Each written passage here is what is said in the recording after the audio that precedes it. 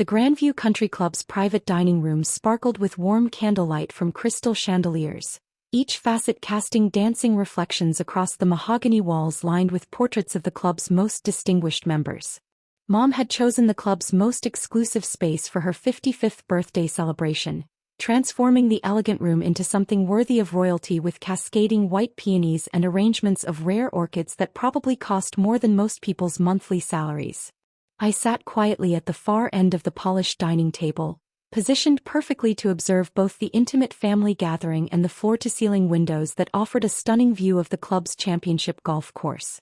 The setting sun painted the manicured landscape in shades of gold and amber, creating the kind of backdrop that made every conversation feel more important and every celebration more sophisticated. Mom held court at the head of the table, absolutely radiant in her emerald silk dress, her silver hair styled in an elegant chignon that showcased the diamond necklace Dad had given her for their anniversary. At 55, Dr. Margaret Carter still possessed the kind of presence that commanded respect in medical circles, and tonight, surrounded by her family and closest friends, she was glowing with the satisfaction that comes from a life well lived. 55 years, she said, raising her crystal glass of vintage champagne, and I can honestly say that each year has brought new reasons to be grateful. Richard and I have built something beautiful together. Our medical practices, our family, and this wonderful life we get to share. Dad beamed at her from the opposite end of the table, his distinguished gray beard neatly trimmed and his navy blazer perfectly complementing his successful physician's bearing. At 58, Dr. Richard Carter commanded respect as one of the region's most successful orthopedic surgeons, his practice handling complex cases that other doctors wouldn't attempt. My older brother Daniel dominated the conversation from his position at Mom's right hand, his voice carrying the confidence that comes from following perfectly in his parents' footsteps. At 30, he had just been named chief resident in cardiology at the city's most prestigious hospital, and his success was evident in everything from his Rolex Submariner to the way other young doctors sought his mentorship. The cardiovascular program is really taking off, Daniel was saying, adjusting his custom cufflinks with practiced casualness. We're seeing cases that would have been considered impossible just 5 years ago. Sometimes I look at what we're accomplishing and realize that medicine really is the perfect combination of science, art, and service to humanity. His wife Amanda nodded enthusiastically, elegant in her designer cocktail dress that spoke of the lifestyle that a successful doctor's salary could provide. It's so fulfilling to be part of something that genuinely makes a difference. Daniel's work is literally saving lives every day. I continued eating my perfectly prepared duck confit, letting their familiar conversation about medical excellence and professional achievement wash over me like sophisticated background music. They had no idea that the simple black dress I was wearing had been tailored by the same designer who dressed Fortune 500 CEOs, or that the understated silver bracelet on my wrist was worth more than Daniel's annual resident salary. Speaking of making a difference and building meaningful careers, Mom's voice took on the tone she used when she wanted to impart wisdom earned through decades of experience. I think this birthday celebration is the perfect time to discuss family expectations and what it means to carry the Carter family legacy forward. The conversation around the table quieted as Mom's authoritative voice commanded attention from the intimate gathering of family and close friends. Her words carried the weight of someone who had spent 30 years building a successful medical practice and who expected her children to honor that tradition of excellence.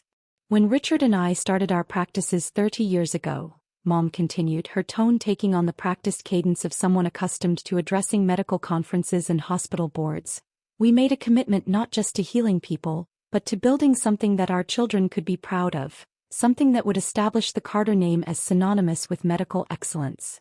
Dad nodded approvingly, his pride in their shared achievements evident in his expression. Their success was legendary in medical circles. Two physicians who had built complementary practices that served thousands of patients while maintaining the kind of reputation that other doctors aspired to achieve. Looking at Daniel, Mom went on, her voice carrying clearly across the elegant dining room, I see that legacy being honored and expanded. He's not just following our path, he's innovating, pushing boundaries and preparing to take cardiac surgery to new heights that we never imagined. Daniel straightened in his chair, clearly basking in the public acknowledgement of his achievements. Amanda squeezed his hand, her expression radiating the satisfaction that comes from being married to the family's acknowledged success story. Then Mom's gaze found me, and I felt the familiar weight of her disappointment settling over the celebration like an expensive but suffocating blanket. "And then there's Olivia," she said, her tone shifting subtly but unmistakably, the warmth draining from her voice like champagne from a broken glass. "My youngest daughter, who at 27 continues to worry me with her complete refusal to pursue any meaningful career path." The words hung in the elegant air like the scent of the expensive orchids, beautiful but overwhelming, impossible to ignore. I could feel the attention of the entire table focusing on me with the intensity of surgical lights, probably wondering why this celebration of medical achievement was taking such a pointed turn toward family disappointment. "Olivia graduated with honors from Johns Hopkins," Mom continued, her voice carrying the frustration that comes from watching potential go unfulfilled, "but she refuses to apply to medical school, law school, or any graduate program that would put her intelligence to meaningful use." Dad leaned forward, assuming his role as the family's practical advisor. "We've offered her every opportunity: research positions at the hospital, connections with the best medical schools in the country, even funding for any legitimate professional program she wanted to pursue. Instead," Daniel chimed in, his voice carrying the condescending tone that successful older siblings perfect over years of being the golden child, "she insists on working on what she calls business projects that no one in this room would consider serious ventures." Amanda nodded sympathetically, though I caught the hint of satisfaction in her expression. It's so hard when family members refuse to take advantage of the opportunities they've been given. Some people just don't have the drive for real achievement. I could feel the attention of nearby tables in the dining room, other club members probably wondering why our family celebration was becoming increasingly public and uncomfortable. Daniel stood up slightly, apparently deciding that this was the perfect moment to drive his point home with theatrical flair. "Actually, since we're talking about honest family conversations, I think everyone here needs to understand something about Olivia's situation." "Here we go," I thought, recognizing the tone he used when he wanted to make a dramatic point that would be remembered long after the evening ended. "She's completely broke," Daniel announced, his voice carrying across the dining room with the authority that comes from never having been truly challenged. "Living in that tiny studio apartment downtown, driving a car that should have been scrapped years ago, working on these fantasy business projects that generate absolutely no income." The words cut through the sophisticated atmosphere like a scalpel through skin, sharp and designed to cause maximum impact. I could see the shock and sympathy on the faces of Mom's friends, the way they looked at me with the kind of pity usually reserved for charity cases. "We've been supporting her financially for months," Daniel continued, apparently encouraged by the dramatic effect his words were having. "Paying her rent, covering her groceries, essentially subsidizing her refusal to grow up and take responsibility for her life." Mom dabbed her eyes with her cloth napkin, playing the role of the concerned mother perfectly. "We keep hoping she'll realize that these business fantasies aren't going to support her and that she needs to pursue a real career, but she refuses to listen to reason." Dad nodded gravely, his expression mixing parental authority with what he probably thought was compassionate concern. "At some point, tough love becomes necessary. We can't enable this behavior forever." That's when the dining room's maitre d' approached our table, his expression respectful but slightly uncertain. "Excuse me, Dr. Carter," he said, addressing Mom with the deference that club staff always showed to prominent members. "There's a gentleman here to see Ms. Olivia Carter. He says he's from Goldman Sachs and that she's expecting him." The table fell silent except for the soft classical music playing from hidden speakers and the distant sound of other diners' conversations. Everyone stared at the maitre d', as if he had just announced that aliens had landed on the golf course. "I'm sorry," Mom said, her voice carrying a note of confusion. "Did you say Goldman Sachs?" Before the maitre d' could respond, a distinguished man in an impeccably tailored suit approached our table. He was tall, silver-haired, and carried himself with the kind of confidence that comes from managing billion-dollar transactions. I recognized him immediately. Jonathan Mitchell, senior partner at Goldman Sachs and one of the most respected investment bankers on the East Coast.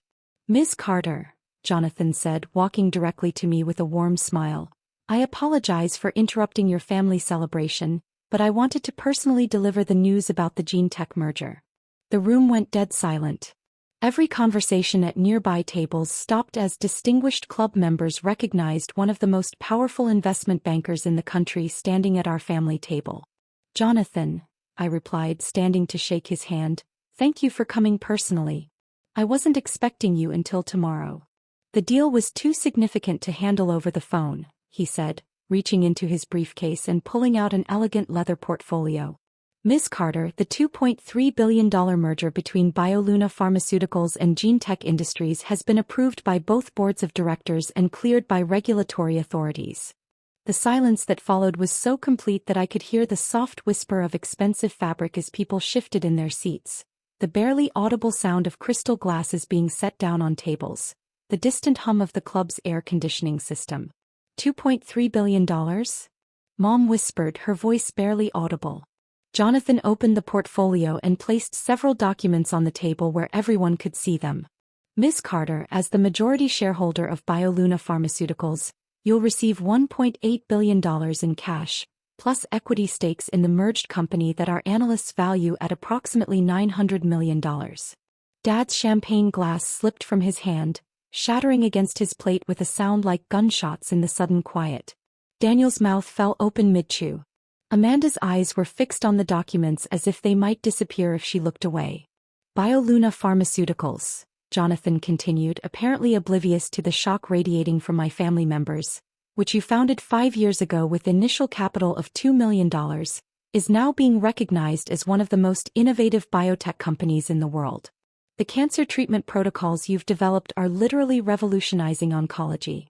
I smiled at my family's stunned expressions. The fantasy business projects Daniel mentioned are actually pharmaceutical research. I've been developing targeted cancer therapies that have just completed phase 3 clinical trials with unprecedented success rates. Jonathan nodded enthusiastically. 93% remission rates in stage 4 pancreatic cancer patients. It's the kind of breakthrough that happens maybe once in a generation. Daniel was staring at the documents, his medical training allowing him to understand the significance of what he was seeing.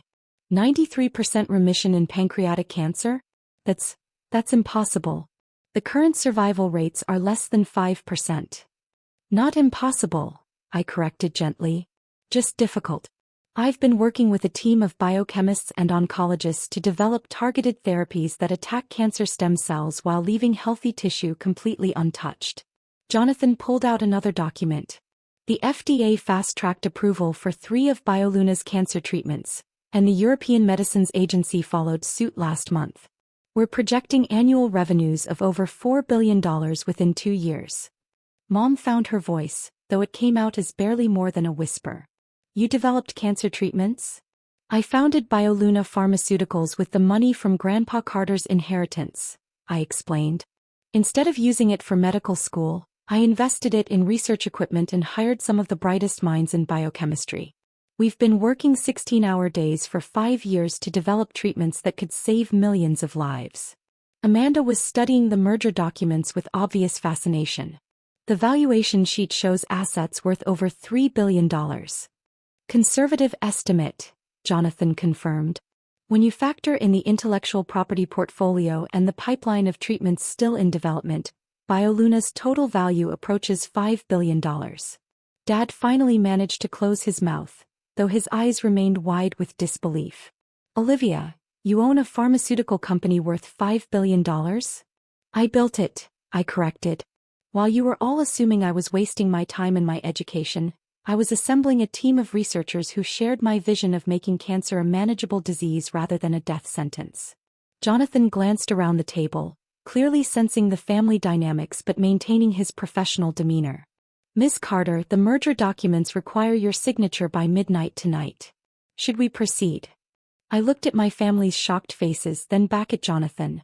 "Actually, let's handle this properly. Mom, Dad, Daniel, I'd like you to witness the signing. After all, this is a celebration."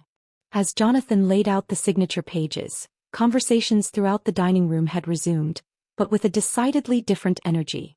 Other club members were glancing over with obvious curiosity, probably wondering why Goldman Sachs was conducting billion-dollar business at a birthday dinner. "One more thing," Jonathan said as I signed the final document. Harvard Business School wants to offer you a position as visiting professor to teach a course on biotech entrepreneurship. Apparently, building a $5 billion company in 5 years is the kind of case study they want their students to learn from. Daniel leaned forward, his earlier condescension completely gone. Olivia, I have to ask, would you consider collaborating with our hospital? Because what you've developed could transform our entire oncology department. Of course, I said, pulling out my business card. Though you should know that licensing our treatments requires significant investment in specialized equipment and training protocols. Mom reached across the table and took my hand, her eyes bright with tears. Sweetheart, I'm so sorry. We had no idea what you were building. I know you didn't, I replied, squeezing her hand. And I forgive you. But I hope you'll remember this the next time you're tempted to judge someone's potential based on appearances. Jonathan packed up his briefcase and prepared to leave. Ms. Carter, congratulations on building one of the most successful biotech companies in history. The industry is calling this the most significant advancement in cancer treatment since chemotherapy was developed. As he walked away, the silence at our table was finally broken by Dad's voice. $5 billion. And you're saving cancer patients. That was always the goal, I said. The money is nice, but the real success is knowing that our treatments will help millions of people who would otherwise have no hope. Daniel stood up and walked around the table to embrace me. I was wrong about you. Completely wrong. You didn't waste your education, you used it better than any of us imagined. I learned from the best, I replied, hugging him back. You taught me that medicine is about healing people. I just found a different way to do it.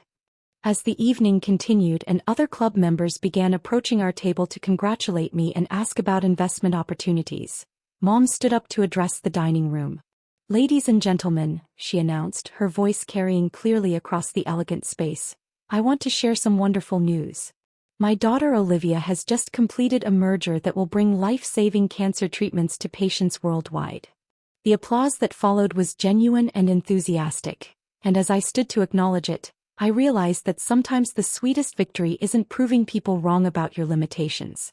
Sometimes it's showing them that love and support can transform any family, especially when the work you're doing can transform the world. The next morning, 5 major medical centers called to discuss licensing BioLuna's cancer treatments.